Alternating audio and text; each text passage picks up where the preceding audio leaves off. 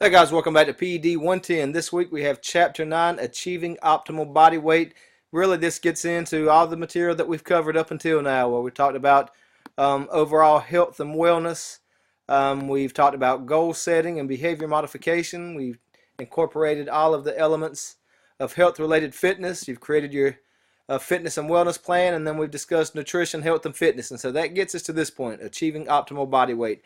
I want to caution you though, when it comes to body weight, stepping on the scale can be misleading because, as you've learned in previous chapter, your body weight consists of different things, and so by that I mean muscle weighs more than fat tissue. So someone who is lean but muscular may actually weigh more than someone of a fairly similar size but has no muscle or more adipose or fatty tissue. So just something to think about there.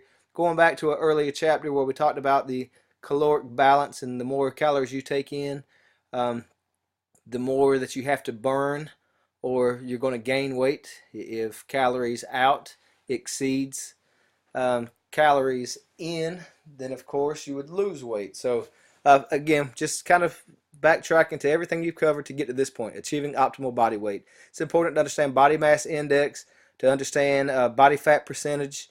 All of that comes into play with body weight. Also body type. We're all different shapes, different heights. So again, just I caution you with getting caught up in simply the weight that you see on the scale. Enough about that. This week's standard as usual. You've got your checklist, your video, your PowerPoint, this quiz, the labs, and the physical activity monitoring report. And then if you look, we only have 3 chapters to go in the final exam week. So we are really in the short roads now. Guys, keep doing great work.